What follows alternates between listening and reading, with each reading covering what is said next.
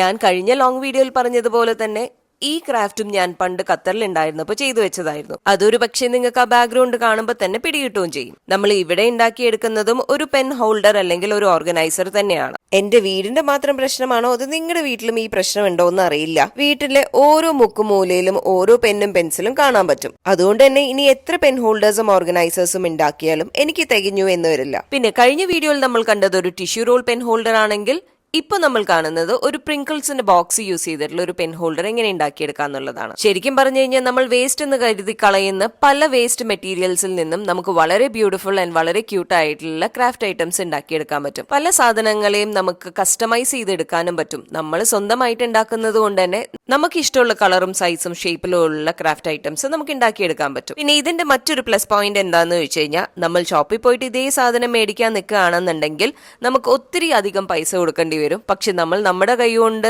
ഇതേ സാധനം നമ്മുടെ വീട്ടിൽ ഉണ്ടാക്കുകയാണെങ്കിലോ എത്രയോ കുറവ് പൈസയ്ക്ക് നമുക്ക് ഉണ്ടാക്കി എടുക്കുകയും ചെയ്യാം. അറ്റ് ദ സെയിം ടൈം നമുക്ക് കിട്ടുന്ന ഒരു മെന്റൽ പീസ് ഉണ്ടല്ലോ, അത് പറഞ്ഞറിയിക്കാൻ പറ്റാത്തതാണ്. അത് മാത്രമല്ല കേട്ടോ, ഇതിലൊരു ഹിഡൻ അജണ്ട കൂടെ ഉണ്ട്. ഇങ്ങനെ ബ്യൂട്ടിഫുൾ ആയിട്ടുള്ള സാധനങ്ങളൊക്കെ നമ്മൾ ഉണ്ടാക്കിയെടുക്കുകയാണെന്നുണ്ടെങ്കിൽ നമ്മുടെ ഫ്രണ്ട്സിന്റെ ഫാമിലിയുടെ മുന്നിൽ ഈ ബ്യൂട്ടിഫുൾ ആൻഡ് ക്യൂട്ട് ആയിട്ടുള്ള ക്രാഫ്റ്റ്സ് ഒക്കെ കാണിച്ച് നമുക്കൊന്ന് ആളാവുകയും ചെയ്യാം. അപ്പൊ പിന്നെ നിങ്ങൾ ഒട്ടും മടിക്കണ്ട. നിങ്ങളുടെ കൈവശം ഇതുപോലെ പ്രിങ്കിൾസിന്റെ ബോക്സോ അല്ലെങ്കിൽ വേറെ ഏതെങ്കിലും പ്ലാസ്റ്റിക് ബോട്ടിൽ ഉണ്ടെന്നുണ്ടെങ്കിൽ നിങ്ങൾക്കും വളരെ ബ്യൂട്ടിഫുൾ ആയിട്ടുള്ള ഒരു പെൻ ഹോൾഡർ ഉണ്ടാക്കിയെടുക്കാം. ഇനി കമ്മിങ് ടു ദ പോയിന്റ്, ഇതുപോലൊരു ബോക്സ് ഉണ്ടെങ്കിൽ നമുക്ക് ആ ബോക്സിനെ കവർ ചെയ്തെടുക്കാനായിട്ട് നമ്മുടെ കാർഡ്ബോർഡ് ആണ് യൂസ് ചെയ്തിട്ടുള്ളത്. ആ കാർഡ്ബോർഡിന്റെ ഫസ്റ്റ് ലെയർ ഒന്ന് റിമൂവ് ചെയ്ത് കൊടുത്തു കഴിഞ്ഞാൽ ഇതുപോലെ വളരെ ബ്യൂട്ടിഫുൾ ആയിട്ടുള്ള പാറ്റേൺ കിട്ടും. എന്നിട്ട് അതിനെ ഒന്ന് സ്റ്റിക്ക് ചെയ്ത് കൊടുക്കുക. അതിനുശേഷമായിട്ട് നമുക്ക് ഇഷ്ടമുള്ള കളർ ഒന്ന് അടിച്ചു കൊടുക്കുക. ഞാനിവിടെ ബ്ലാക്ക് ആണ് അടിച്ചിട്ടുള്ളത്.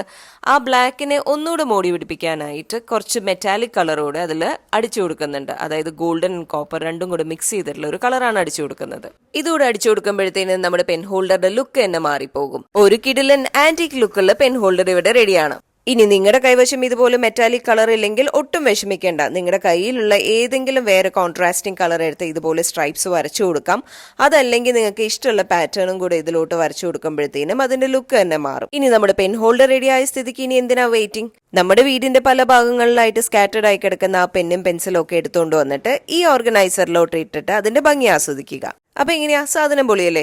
ഇത്ര സൂപ്പർ ഈസി ആയിട്ടുള്ള പെൻ ഹോൾഡർ നിങ്ങൾ എല്ലാവരും ഉണ്ടാക്കിയെടുക്കണം. പിന്നെ ഇത് ഇഷ്ടമായിട്ടുണ്ടെങ്കിൽ ലൈക്ക് ചെയ്യാനും കമന്റ് ചെയ്യാനും സബ്സ്ക്രൈബ് ചെയ്യാനും മറക്കണ്ട.